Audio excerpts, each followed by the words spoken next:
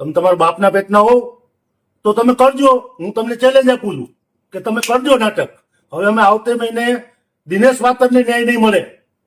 દિનેશ પાતરને જે લોકોએ ટોર્ચર કર્યા છે, જે પોલીસ અધિકારીઓએ, એ અધિકારીઓની સામે ગુનાદાર. નમસ્કાર દોસ્તો, અત્યારે સૌથી પહેલા વાત કરવામાં આવે તો સોશિયલ મીડિયાની અંદર અત્યારે જે તમે કાકા જોઈ રહ્યા છો, આ કાકાનો વિડીયો અત્યારે વાયરલ થઈ રહ્યો છે. અને આ કાકા એવું પણ કહી રહ્યા છે કે તમને જયરાજસિંહ હોય કે પછી ગણેશભાઈ હોય, કોઈ તમને બચાવવા નહીં આવે.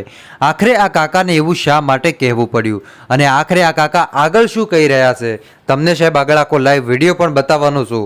એટલે ખાસ કરીને વિડીયો તમે અંત સુધી જોતા રહેજો. વિડીયોની શરૂઆત કરીએ એની પહેલાં ખાસ કરીને વિડીયોને એક લાઇક કરી નાખજો અને ચેનલ ઉપર આજે પહેલી વાર આવો છો તો ખાસ કરીને ચેનલને સબસ્ક્રાઈબ કરજો, જેથી કરીને આવનારા સમયમાં હું પણ તમને આવા અનેકો વિડીયો આપતો રહીશ. અત્યારે વાત કરવામાં આવે તો સોશિયલ મીડિયાની દુનિયામાં અત્યારે એક પછી એક નવા વિડીયો જલ્દીથી વાયરલ થઈ રહ્યા છે. એવાની અંદર આપણે વાત કરીએ તો સોશિયલ મીડિયાની અંદર અત્યારે જે તમે કાકા જોઈ રહ્યા છો, આ કાકાનો અત્યારે એક વિડીયો વાયરલ થઈ રહ્યો છે. આ વિડીયોમાં કાકા જયરાજસિંહ અને ગણેશભાઈને એવું કહી રહ્યા છે કે તમને ગણેશભાઈ હોય કે જયરાજસિંહ હોય, કોઈ બચાવવા નહીં આવે. તો આખરે આ કાકાએ આવું શા માટે કીધું અને આગળ આ કાકા શું કહેવા માંગે છે એ પણ તમને આ વિડીયો બતાવું છું. તો ખાસ કરીને તમે આ વિડીયો જુઓ. વિડીયો જોયા પછી કોમેન્ટ કરવાનું બિલકુલ ન ભૂલતા. તો ચાલો સૌથી પહેલા તમે આ વિડીયો જોઈ લો. દખલ નહીં થાય ત્યાં સુધી અમારી લડાઈ ચાલુ રહેશે.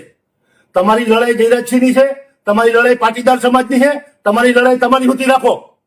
તમે તમારી લડાઈને અમારા સમાજ સુધી ના પહોંચાડો. અમે કાંઈ બંગડીયું નથી બની.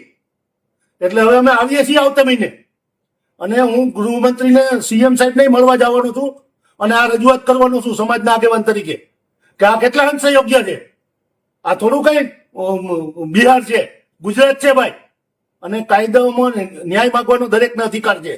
એટલે અમારા દિનેશ પાતરને